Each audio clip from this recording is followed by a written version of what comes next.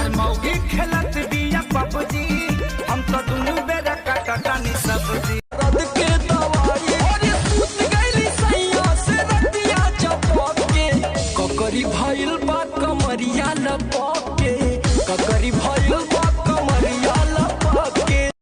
TikTok पर famous होना है ना, तो उठाइए दोनों हाथ और क्या बोलेंगे?